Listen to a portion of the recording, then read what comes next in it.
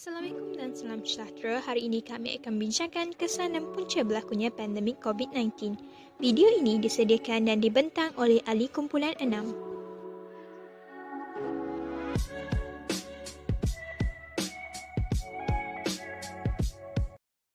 Hari ini saya akan menjelaskan apa itu COVID-19. Pada era globalisasi dan modernasi ini, kita digemparkan oleh isu yang begitu dahsyat, yaitu pandemik COVID-19. Novel coronavirus yang bermula di Wuhan dinamakan sebagai COVID-19. Coronavirus adalah salah satu famili virus yang lazimnya menjangkiti saluran pernafasan. Novel coronavirus yang pula merujuk kepada spesies baru virus dalam famili coronavirus yang belum pernah ditemui oleh manusia. Virus ini boleh merebak sesama hewan dan manusia. Jangkitan virus ini adalah sama seperti jangkitan sesama yang lain dan komplikasi lebih teruk pada golongan lemah imunisasi badan. Sebelum kita mendalami dengan lebih lanjut mengenai topik ini, marilah kita mendalami beberapa konsep yang berkaitan dengan pandemik. Yang pertama, endemik. Endemik membawa maksud kejadian suatu penyakit yang wujud dalam suatu masyarakat atau tempat. Bilangan kes penyakit tersebut sentiasa ada namun masih pada kadar yang stabil.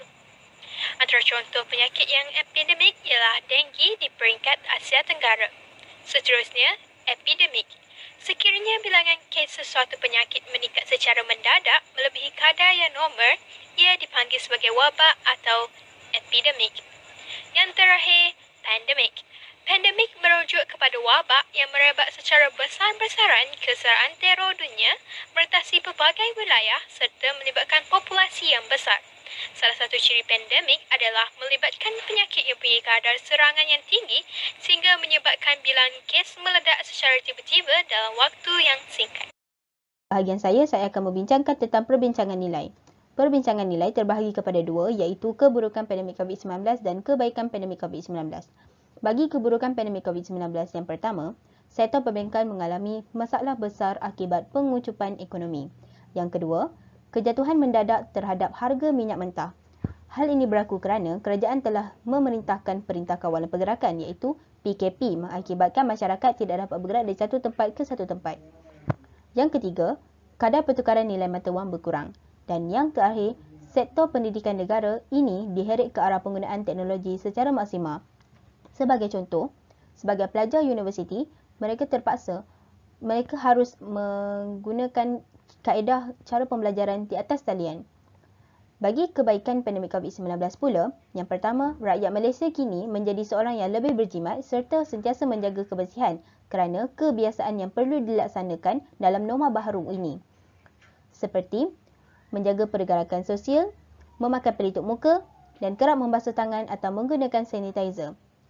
Yang kedua, kualiti udara semakin baik. Ini berlaku disebabkan kurangnya penggunaan kenderaan bermotor seperti kereta dan motosikal yang akan membebaskan karbon dioksida atau karbon monoksida ke atmosfera. Yang ketiga, kadar indeks jenayah menurun secara mendadak dan kes kemalangan jalan raya turut menurun. Yang keempat, peningkatan capaian internet meningkat, terutama bagi kawasan pendalaman. Dan yang terakhir, memberi peluang kepada pelajar untuk menjimatkan kos sara hidup kerana mereka tinggal di kampung halaman. Mereka dapat menjimatkan kos seperti sewa rumah dan kos sara hidup seperti makanan. Perbincangan punca virus ini terus tersebar. Antara faktor virus COVID-19 terus tersebar dalam kalangan masyarakat adalah amalan pemakanan yang tidak sihat dalam kalangan masyarakat dari dalam negara dan luar negara. Amalan pemakanan haiwan eksotik seperti ular, kelawar, katak dan serangga lain telah menjadi rutin dalam makanan harian. Ini secara tak langsung menyebabkan virus ini terus tersebar. Selain itu juga, masyarakat yang tidak menjaga kebersihan diri dalam kehidupan seharian. Misalnya, tidak mencuci tangan dengan betul selepas menyentuh sesuatu permukaan. Hal ini juga menyumbang kepada penyebaran COVID-19. Selain itu juga, sikap masyarakat yang suka mengambil mudah dalam penularan wabak COVID-19. Terdapat masyarakat yang mengambil ringan dan mengambil tidak indah tentang bahaya COVID-19. Mereka dengan sengaja tidak memakai pelitup muka ketika berada di tempat awam.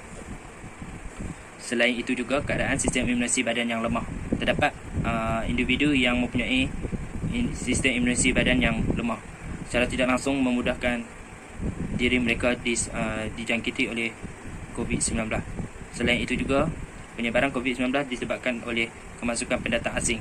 Menurut KKM, kemasukan pendatang asing menyumbang statistik tertentu dalam peningkatan harian virus COVID-19. Selain itu, sikap yang mungkir janji apabila janji mereka tidak tunaikan amanah.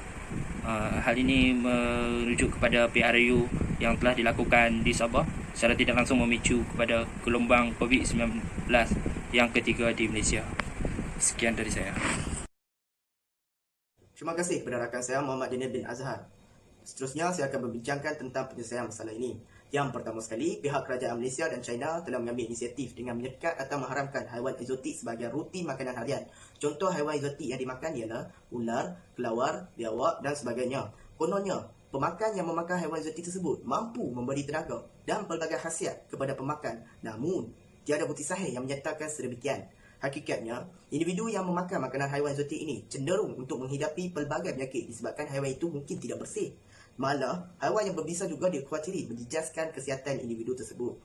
Jadi, kepada penduduk yang masih mengamalkan makanan eksotik, akan dikenakan tindakan berat di bawah Seksyen 48 dalam kurungan 1 Ordinal Perlindungan Hidupan Liar 1998. Selain itu, kerajaan Malaysia juga telah menangguh kemasukan pendatang asing dari memasuki Malaysia. Ia bagi mengelakkan sebarang penyebaran virus berlaku di kalangan penduduk. Kerana kita sendiri tidak tahu, adakah pendatang asing yang datang tersebut bebas dari segala penyakit? Wallahualam.